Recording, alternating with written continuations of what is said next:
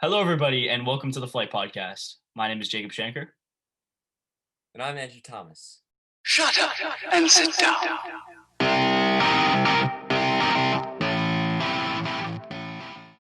Sports have been going kind of crazy over the past week, and it's been nice. The NBA is starting up soon. The NFL playoffs are just around the corner. But we're doing another sports talk. So on this episode, we're going to be diving into all the big news with sports lately, starting off with the Paul George extension. 5 years, 190 million. What are your thoughts on this, Jacob? Terrible. You have a guy who, first off, coming off a shoulder injury, right? I mean, I know he went from being a top three MVP candidate, and he was unbelievable on the Thunder, obviously even better on the Pacers. But you're seeing the downfall of Paul George. You're seeing him from last year. First off, I mean, even just coming off the injury, and then in playoffs, he still was not able to show out. He had maybe one or two good games in that entire playoffs. I mean, come on. You need I see why they got him, and if you had him, Pacers Paul George or even Thunder Paul George, absolutely give him the money. But he does not deserve that extension at all. He Yeah. is, in my opinion, he has great trade value. Trade him. Get someone that is better. You want to get players that can fill the void of that, mostly that center position, because that's something that they've really struggled with, is having big men on They the do team. have And Serge I know Ibaka now, though. they have Serge Ibaka now, but he's going to need some help. I mean, Serge Ibaka can't really do everything. They need some, like, another He guy. could probably, well, he could, well, oh, well, never mind. Not everything as you were talking about. Yeah. No, but they need a guy that can help him do that, fill in that void that they needed. So I think this was a terrible decision by the Clippers front office. I mean, it just doesn't make sense, especially right after that. And even if you were going to give him an extension, why $190 million? Or even for It's a lot of 5 years? money. That's A lot of money. outrageous. I mean, the only explanation I can give to why they're doing this is so they can give him the big bucks and then somehow just trade him away. But it just doesn't make sense. It just doesn't make sense. It doesn't. Um, the Clippers, they need to find a like. I mean, I get that Paul George is still a great player, Yeah. without a doubt. Yeah. But his playoffs, like they're definitely not as good as what they used to be. When he was on the Pacers, we were calling him playoff P, and 2013 now playoff he's gone to P. pandemic P. Mm, Pandemic P. That it gets me every time, bro. yeah. Um, I mean, Paul George has not been performing in the playoffs, and whether we like it or not, he's a great player, but like look at what happened when he was top three MVP. mhm. He averaged 28 points, 8 rebounds, about 4 assists, and in the playoffs, those numbers plummeted. His field goal percentage went down, his 3-point percentage went down, everything went down in the playoffs. Mhm. I feel like he's been not doing well in the playoffs just recently in general. Even on the Thunder, he did not do well in the playoffs in those 2 years. We haven't seen him do Well, he was consistently the reason well. they lost in 2018. They probably Exactly. would have been able to come back from 3-1 if he didn't have such a bad game six. Exactly. If I Plus, think we haven't plus really had been, back-to-back 40-point games. yeah. I mean, we haven't seen a consistent Paul George in the playoffs since his Pacers days. I When he mean, was really good. you're He was not, really yeah, good. exactly. He was unbelievable. You're not going to get that back. Paul George, unfortunately, he's out of his prime. He's way out of his prime. And the Clippers need to get a chip. They need to even get out of the finals. I mean, just get into the finals. I mean, they haven't made it at all in their franchise history. They need to get to that point, right? And you need to build players around Kawhi, not around Paul George. Kawhi is, Kawhi is a top three player. Obviously, yeah. I think he's fallen off after this past He had one playoff. bad game. He choked in one bad game, coming It's off been it was probably that overall series. one of the best playoff runs we've ever seen. You guys, that's the thing. Everybody takes the negatives more than the positives. If someone does one bad thing, like let's say Giannis, he had he had an MVP. He had Mhm. an MVP race. Let's say let's say he went up against the Magic and the Magic somehow got them to 7 games. They wouldn't take a look at the fact that Giannis is so good. They'd immediately bring him down because he went to 7 games with the Magic. But the thing is that the two guy I put Kawhi at 3. I don't have him falling off so hard like other people do, where they put him at like even out of their top 5, which I think is crazy. I put him at third. The only 2 players I put in front of him are KD and LeBron because those 2 Yeah. guys would never let anything like that happen. No, no, no, no, not at all. Not at all. Yeah. Never. I mean, it was surprising, but I mean, what the Clippers front office has to do is build that team around Kawhi. I really don't think Paul George really fits with that team. On paper, he does, but in reality, he doesn't because they play very similar roles, right? It doesn't Yeah, really I think mesh Paul well. George is a phenomenal shooting guard, though. I think he plays great for Yes, the two. he does. He's I mean, tall. He's a great defender, and he yes, can. And no matter what, we can't take away his defensive aspect. Paul George can pretty much guard anyone. yeah. I mean, you look at some of the Whoever best that is. you look at some of the best duos in the league, LeBron and AD. Now it's going to be KD and Kyrie, Luca and Porzingis. I mean, all those guys they can complement each other so well, and it just doesn't work with Kawhi and Paul George, just like it didn't work with James Harden and Russ. But let's go on to the Well, next topic, which actually brings me to James Harden. So, where do you think is the best fit for him? As there's been a lot of talks about him really moving. I mean, it's seeming like he wants to go to the East, as since we last talked about it, when he wanted to get traded to the Nets, he now wants to. He would be willing to go to the Bucks, the Heat, and even the 76ers. It's just showing that he wants to go to a championship contender team in the East. So where do you think is the best fit for him? the Knicks, but also at the same time, the best fit for him really is the Rockets. But I didn't put the Rockets. Mhm. James Harden doesn't really fit on any NBA team right now. I don't think. I think every NBA team has a solidified great player, besides the Knicks. Um, that's the only realistic place like that he fits on. I don't understand why he wants to get a trade out of Houston. He needs to. He doesn't know what he's working with. How we don't know how good DeMarcus Cousins is going to be. We don't know how good John Wall's going to be. Apparently, it's not even that. Apparently, it's just when they signed Steven Silas. That was Well, the yeah, real but at the same reason. time, he doesn't even know. Well, I mean that is a reason, but like give him a chance at least. Like Exactly. if you're on that team, you're a guaranteed playoff team. James Harden, you are a top 7 NBA player I without a mean, doubt. yeah, they're gonna make playoffs. They're just not gonna make finals. And Yeah, I mean, with James Harden, their chances just change yeah, a lot. yeah. I mean, you made up a really good point about how most top teams and most championship contending teams have that player that they pretty much solidified, that one or two players that they have, right? The Nets have KD and Kyrie, the Lakers have LeBron and AD, the Clippers have And then Kawhi, Jimmy Butler. yeah, and Jimmy Butler and Bam. I mean, they all have that player, and then they have the supporting cast that goes around that player.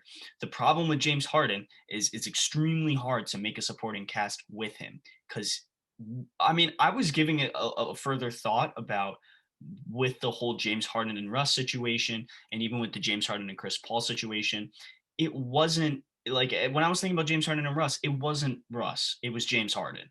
Okay, he's not a good teammate, right? When he was with Chris Paul, 2018, made the playoffs. They did outstanding. Unfortunately, it was a sad ending, Chris Paul but got injured. That's the only reason they lost. I guarantee exactly, that Houston wins that 6th game probably with exactly, Chris Paul there.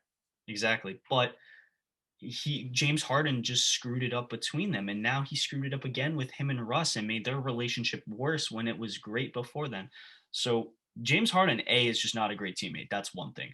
The next thing is, like you said, he doesn't fit anywhere. He always wants the ball. He always wants to be the main ball handler, and he all he does is just hit that step back three, which even though it's deadly, a lot of the time he's not going to make that. And you can't really just rely on that unless you can perfect it. And he has yet to been able to perfect it.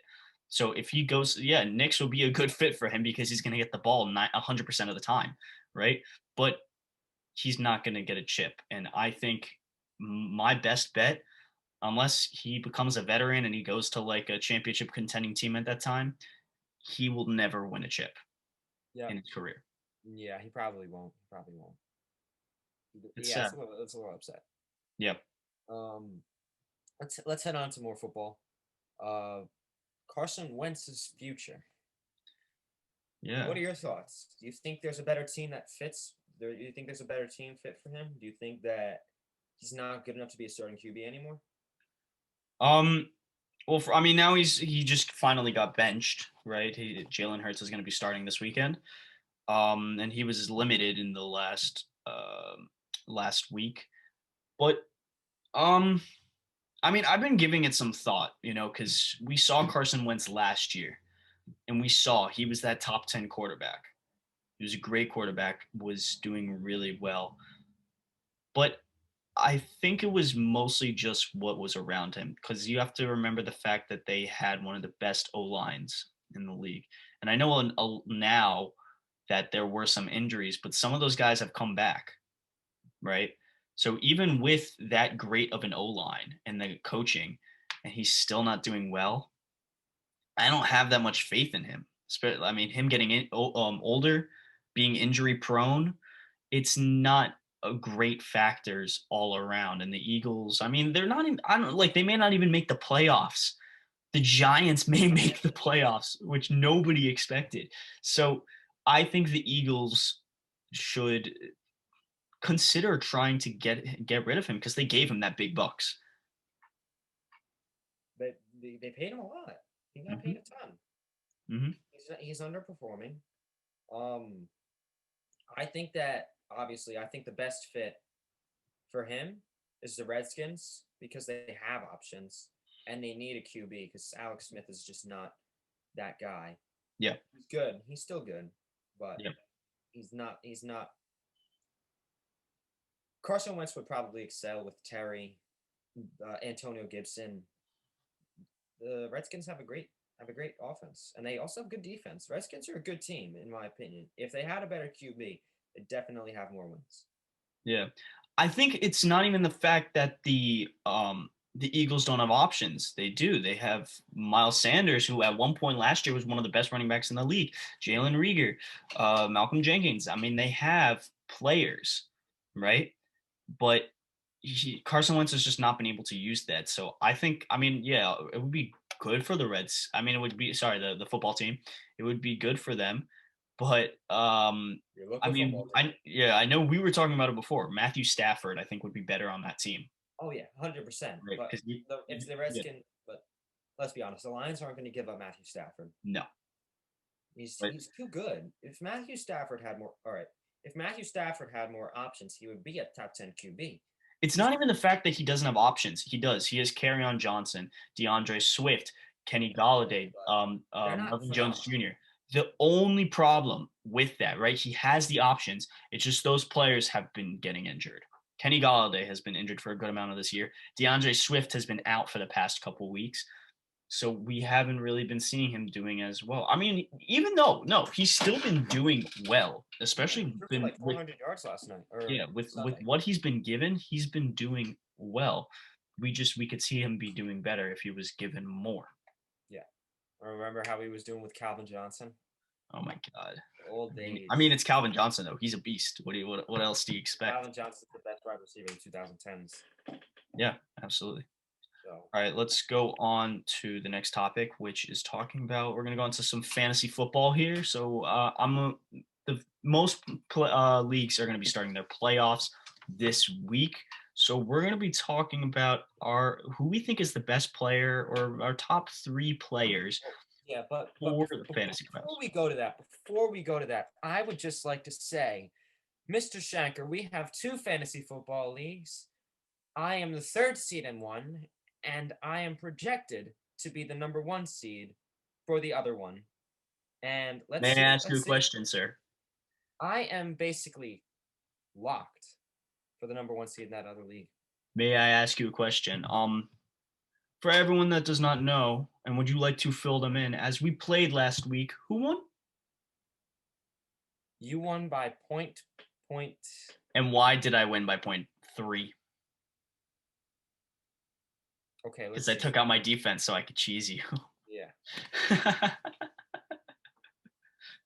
I would have won anyways, even if I put in that defense. I had the Ravens. I think they got like They had 4 3 points. though. They were close. Okay, I still could have won, and you were projected to win. That's the thing. By like a point though.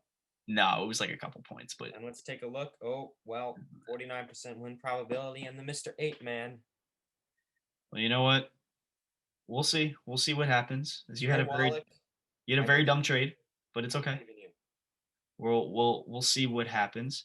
But all right, Back to fantasy the topic. playoffs. Top 3 players for fantasy playoffs. Go. Devontae Adams, Hmm 100% is number one. hmm I'm gonna say Travis Kelsey for the fact that he's far superior to any other tight end. hmm If you have Travis Kelsey, you're completely set. hmm And probably Dalvin Cook. I think I may have to agree with that list. I mean, well, first let's talk about Devontae Adams because he's definitely number one. Oh, And 100%. at one point in the year, it was Alvin Kamara, right? But Yeah.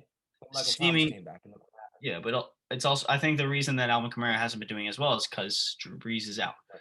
So once Drew Brees can come back, then I'm boosting Alvin Kamara back up. But yeah, Devontae Adams, I think, has probably been the most consistent player in fantasy this year, right? Let's take a look at some Devontae Adams stats Yeah, I because mean, they are just ridiculous. He averages 26. that's He's nuts. ridiculous. Yeah, he's gonna get you the And he's receptions. had, He gets a touchdown every game. yeah, literally every game since week 7. And He's nuts. his lowest game was 12. And that was when he came off of an injury.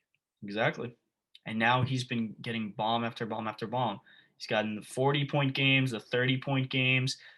He's been Think consistently about it getting this way. 20 points. Devontae Adams has missed 2 games. He's still number 2. And he's barely behind Tyreek Hill. Barely. Barely. I mean, yeah, he's crazy. And then Travis Kelsey, like you were saying, is also extremely consistent. Yeah. For He's so superior to everyone else. He's Yeah. like a wide receiver 1. Yeah, I mean, but we weren't surprised by either of these, right? I mean, we knew that Travis Kelsey was going to continue to be insane for fantasy. We knew it was going to be either him and George Kittle. It was just a matter of injuries and who can stay healthy. So this year was Travis Kelsey. And Devontae Adams, I mean, everyone expected him to do well, but I don't think this well. No way. No way. Oh yeah, and Dalvin Cook, he's good, but I just watch him because there's been certain games where I mean, there's been games where he'll go off. He's had 2 egg games, but they were up against tough teams, and it may be. But now I'm reconsidering it. It's going to be a little tough for Dalvin Cook because he's going up against great rushing defenses. You got the Saints, the Bears, and the Bucks. Yeah, So but now I didn't look at the schedule, but at the same time, it's Dalvin Cook, and I'm really. yes, I I'm mean really another thinking that. player that I want to acknowledge that has also been going off is, like you said, Tyreek Hill. He is another guy that will consistently get you points, right? Oh, yeah. I mean, he had that, what was it, 58-point game? He was close to beating Jerry Rice for the record for fantasy points. Didn't he have 40 in the first quarter? He did. He had 3 That's touchdowns crazy. in the first quarter. He had 57.9. Yeah, it was ridiculous. Yeah, so I mean, Tyreek Hill is another guy that can do that. But the one thing is you want to watch out for him and try not to rely on him too much because of What about the the fact that options. Travis Kelsey's also there? Yes, but also like just in general, the options that Patrick Mahomes has because he has a lot. Le'Veon Bell, Clyde Edwards-Helaire, Tyreek Hill, Travis Kelsey, Watkins. yeah, Sammy Watkins. I mean Demarcus Robinson. He's got McCole Hardman. He's got all those guys, and they're all. I mean, he has the best offense in the league. No one's 100%. surprised. Oh, Yeah, goodness. I mean, so what do you expect? But definitely a top player on that team. Yeah. 2 players I want to also say, which I want to hear your thoughts on, are DK and Tyler Lockett. What do you think about them? As always, I'm going with my man DK over Tyler Lockett, 100%. Lockett's had 2 big games. DK's been consistent all year. I mean, the problem is Not all year. Yeah. He's had 2 bad games, and the rest have been consistent. Yeah. But also when DK did terrible, it was against the Cardinals. I mean, the problem with them, When right? the Cardinals and the Rams. Yeah, the problem What was with that? having DK and Tyler Lockett is because Russ always passes to one of them. It's never both of them. It's always one of them goes off, the other one does or Yeah, fine, right? It's never both of them do well. So that's something you got to watch out for. yeah, but also against the New York Jets next this week, Oh, they'll I'm go off. taking DK. Yeah, I, Yeah, I every time DK has an easy matchup, he goes off. yeah, they'll go Um, crazy. and even against Stephon Gilmore, he had a really good game. He had 20 points. Yeah, Like the Patriots defense is not going to be good, but Stephon Gilmore will always be a very, very, very, very good cornerback. absolutely, absolutely. So, so yeah, that's it for the fantasy playoffs. But and okay, I just don't even want to talk about what's going on in our next topic. Can you do it? Because this is Absolutely. traumatizing. ESPN Traumatizing. released their top 100 list for the NBA players, and it is extremely Disgusting. It's disgusting. absolutely terrible. But I just want to get I'm gonna say some of the ones that I think are god awful. Number one, Jimmy Butler not being in the top 10. What? Why? Just why? Like I don't even need to explain myself for that. Just it's self-explanatory of itself. If you don't think that Jimmy Butler deserves to be in the top 10, go watch the finals. Go watch that. Number two. He had 2 games where he had a 35 plus triple double. He averaged 10 assists in the finals. It's Jimmy Exactly. Butler. Exactly. The second thing, Anthony Davis is not the second best player in the NBA. He is No way.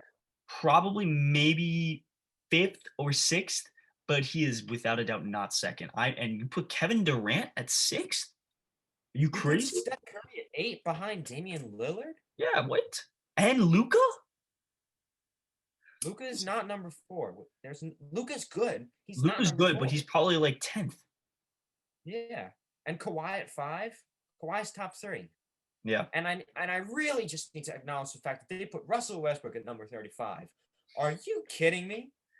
That was You put yeah. Bradley Beal at 14, but you put Russell Westbrook at 35, a man that averaged 27, 8, and 7. Yeah, that was sad. He averaged 34 points in February, and you put him at number 35? What is Yeah. wrong with you guys? Another player We could make a better top 100 list than ESPN. By far. by far. I By mean, far. This is ridiculous. this is I shouldn't have to be getting mad at this. This is ridiculous. yeah. I mean, me and Andrew love ESPN, right? I mean, I love I love ESPN, them, yeah. but this is like sad. Like the one thing I really don't like about it is Zion being at 19th. I'm sorry. I just don't like Zion. I really don't because everybody I think overhypes him saying, "Oh, he's going to be the best player of all time." He's insane. He's already a top 10 player. Calm down. He's going into his second year. He did have a good rookie year, but he's not Very like good. one of the best players of all time. Like they're not even Yeah, one of the best sorry. players in the world. He's at best, late top 30, early 40s. I mean, come on. Let's be realistic. 19th? Absolutely not. I can name 30, 40 guys that are better than him. I It's mean, just disgusting. it's This is disgusting. it's absolutely crazy. Well, we're gonna see all these guys prove all the critics, the writers, everyone wrong in this next upcoming Yep. season. That's all for today, everyone. Feel free to comment down below what your thoughts have been on sports lately and the topics that we talked about. Tune into the next episode on Monday. See you guys next time.